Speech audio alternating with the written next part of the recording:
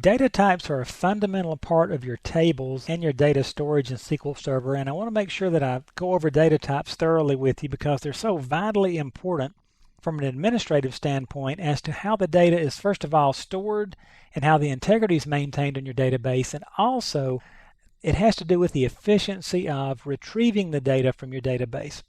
And I'll explain that later when we talk about how SQL stores data. I've mentioned that about 400 times now, and you will see it a little bit later on, but it's really kind of a cool thing. Notice when we created a table, graphically, it was real easy to see. I gave a column name, and then I said what kind of data I'm going to store in that column. And there was a drop down here, and there were a lot of different choices. Well, how do I know which particular data type should I use? Well, here's what we're trying to do. You want to choose a data type that has enough room for what you need to store, but not too much room. We do this all the time with the houses we buy. How large of a house do we want? Well, we want one large enough to store all of our stuff and give us room to do what we want to do with our lives, but there's no point in buying a $4 million house if we don't need that much room, and if you don't have the $4 million bucks. But we're doing the same thing here. We want to be as efficient as we can on storing our data, but not leaving ourselves too much room that wastes space. This will affect the efficiency and speed with which SQL can retrieve data from our database. So with that, let's go out and look at the data types and go through them. And I want to just give you a kind of an overview of the various data types you have to choose from.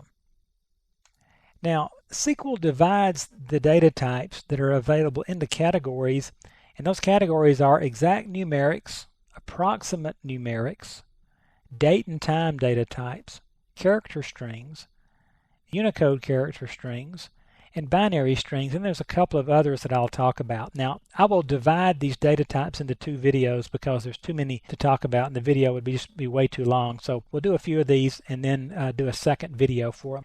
First of all, let's look at the exact numerics. Now, the first choice you have is big integer, and notice the size number you can store in a big integer data type. It's a bazillion or a gazillion or whatever. But notice you can store a huge number in a big integer data type. So why not always use that? Well, it uses 8 bytes of memory to store that number. So if you use a big integer and store the number 26, you're using 8 bytes of memory to store just a really small number. So that's not very efficient. The next type down is an integer, and notice it's roughly from -2 billion to +2 billion. And so if you're trying to maintain numbers that won't exceed +2,147,483,647, you can use the integer data type. Note, this one uses 4 bytes of memory to store the data. Small integer, we're coming on down now for numbers between negative and positive, roughly 32,700. We can use the small integer data type, and this one gives us takes 2 bytes to store this data. Coming down from there, tiny integer will store from numbers 0 to 255, whole numbers only, of course, and it uses 1 byte. Now, what happens if I designate tiny integer and then try to store the number 256 or 300?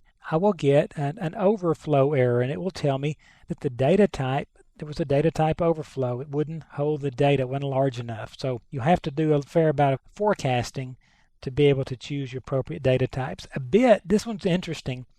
A bit data type stores a 0 or 1, and these are real useful, very useful, I should say, for storing on-off columns, indicator columns, and so forth.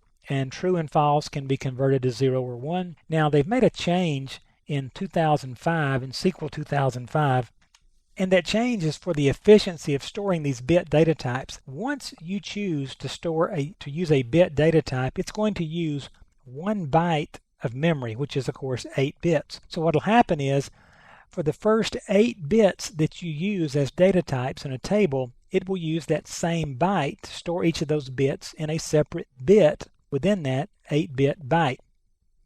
I don't know if that made any sense or not. Play it back again and again and again. But bottom line is, once you use a bit, they set aside 1 byte, and then you have up to 7 more bits that you can use, and then you will jump into using another byte of data.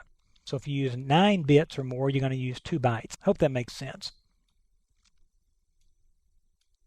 Now let's talk about exact numerics. If you need to store exact, precise numerics, you can use the decimal data type.